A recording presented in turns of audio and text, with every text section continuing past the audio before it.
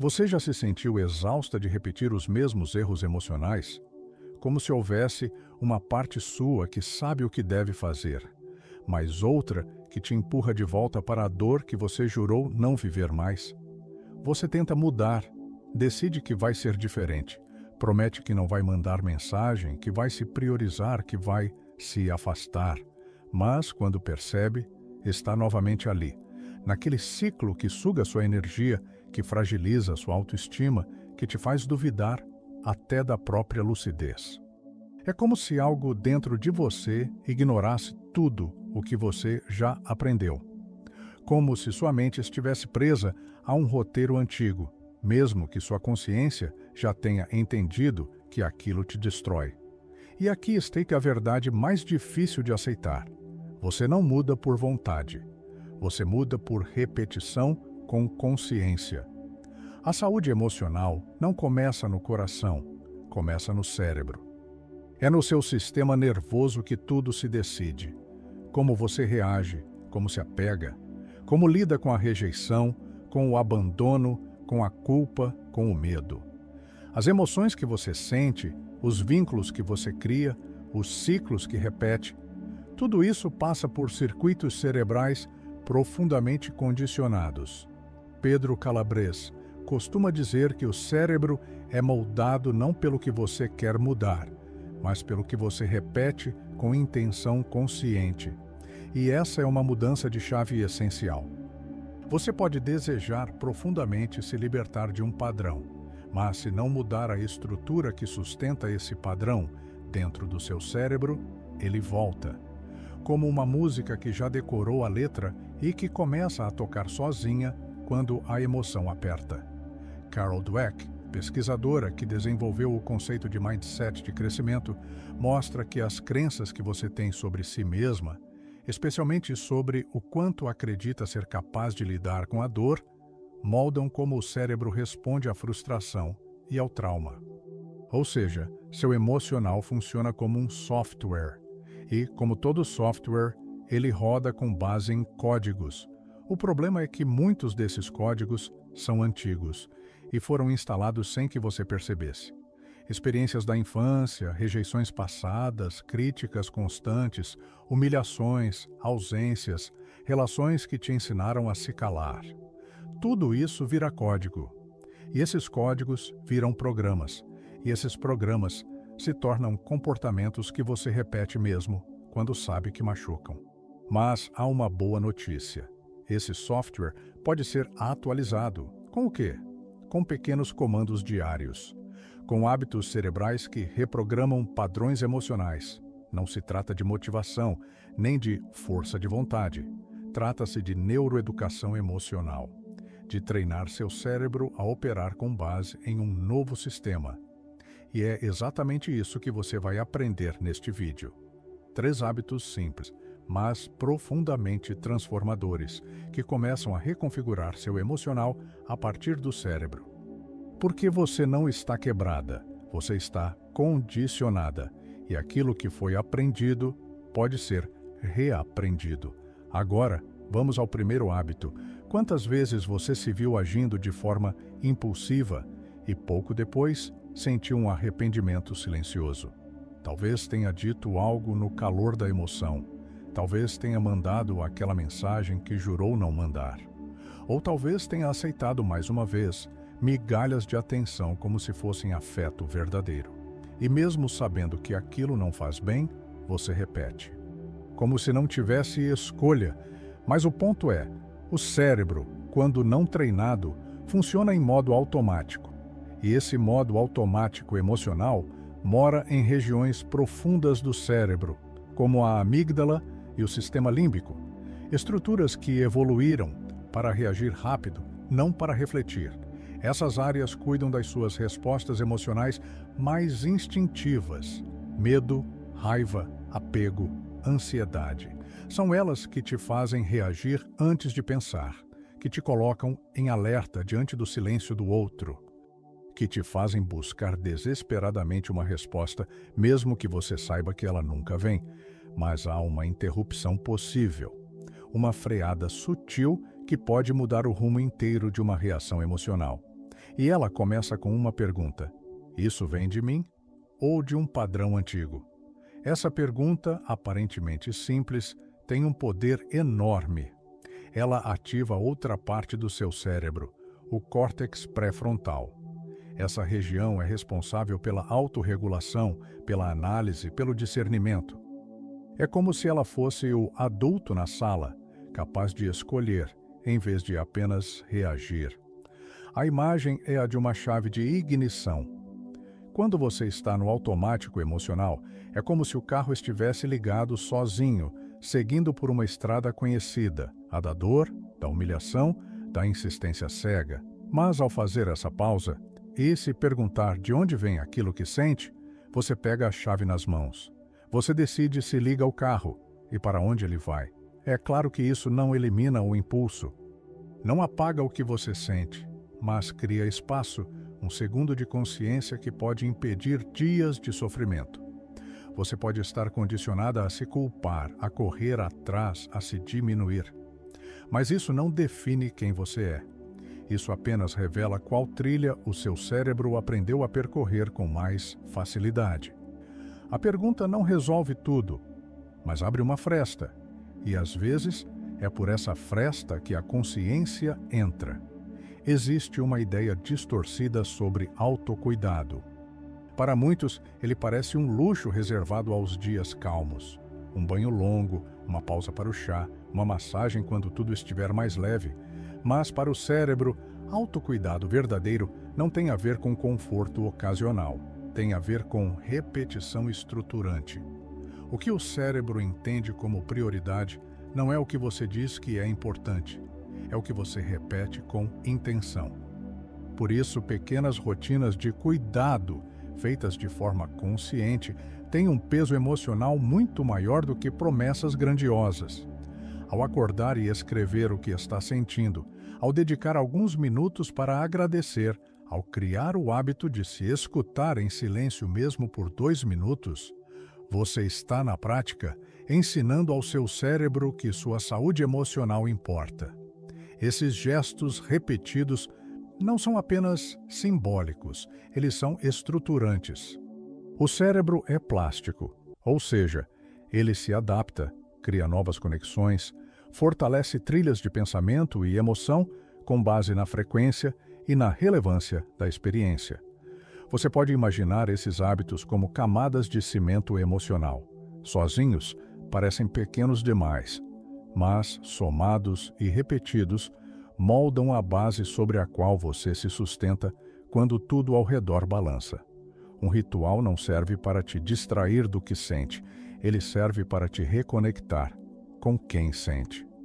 Para lembrar ao seu sistema nervoso que ele não está mais em perigo, que você está presente e que não precisa mais correr, fugir ou implorar.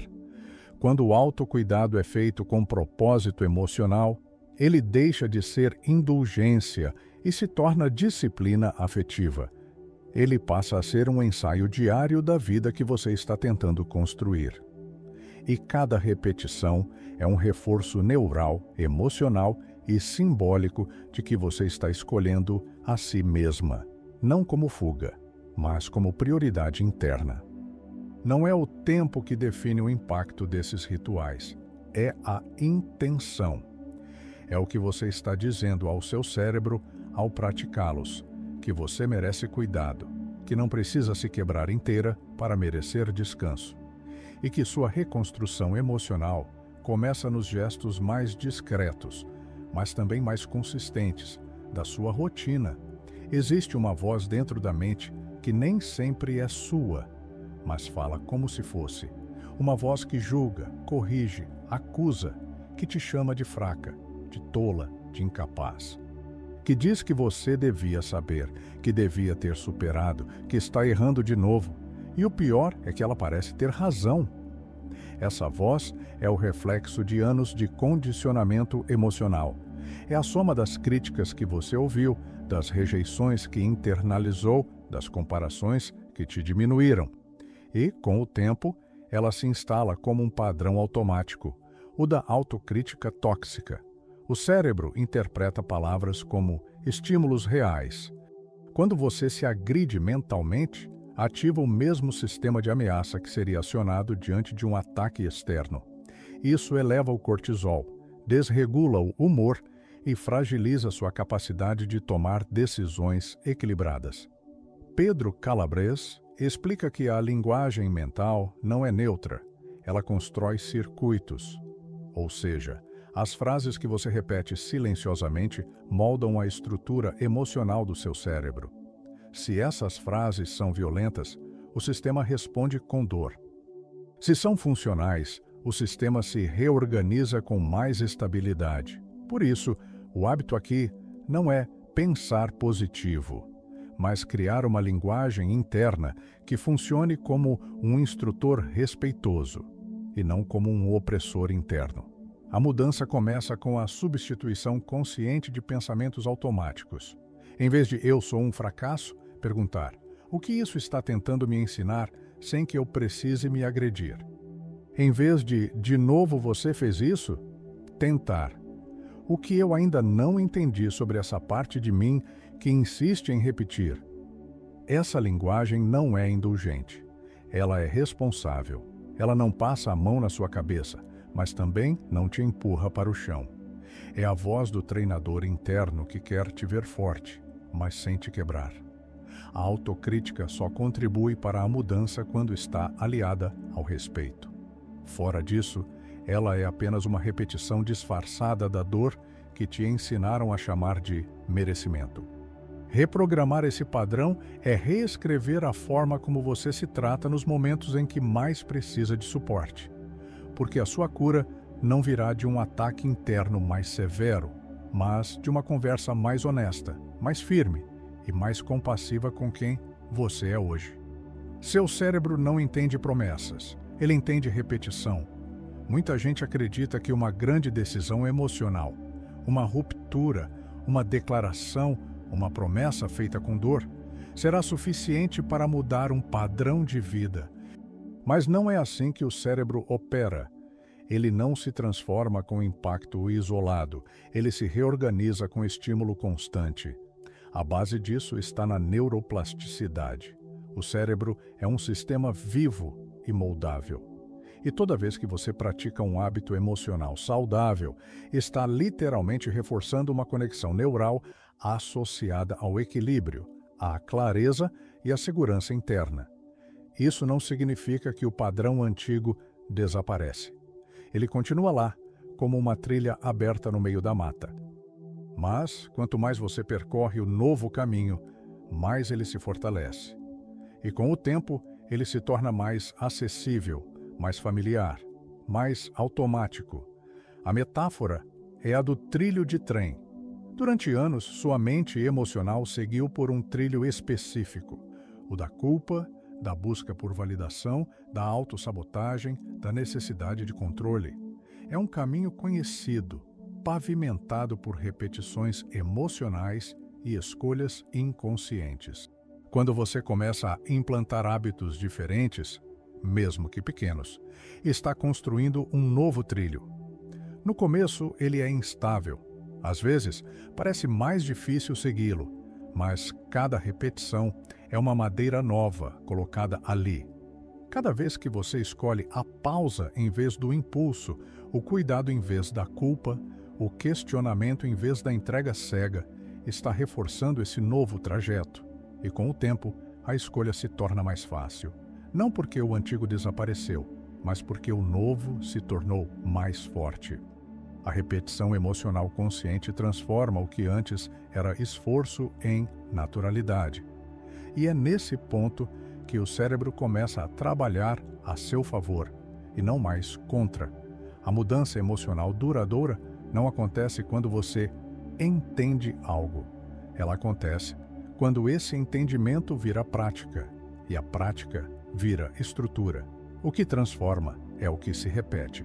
E o que se repete, com consciência, vira quem você é. Existe uma ilusão emocional muito comum, a de que a transformação virá de uma grande virada, como se em algum momento, depois de sofrer o suficiente, algo dentro de você fosse mudar por completo.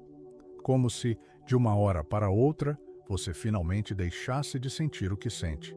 Mas isso não acontece, porque o cérebro não responde à intensidade, ele responde à consistência. É por isso que grandes promessas emocionais, mesmo feitas em lágrimas, com dor sincera, costumam falhar. Porque, embora sejam emocionantes, não constroem novos circuitos. E sem novos circuitos, os velhos assumem o comando. O erro está em esperar motivação para começar, como se fosse necessário um estado emocional ideal para mudar. Mas a neurociência mostra o contrário. É a ação que gera motivação, não o oposto. Quando você age, mesmo sem vontade, envia sinais ao cérebro de que algo novo está em curso. E isso, aos poucos, altera o sistema. A mente emocional, ao contrário do que se pensa, é discreta.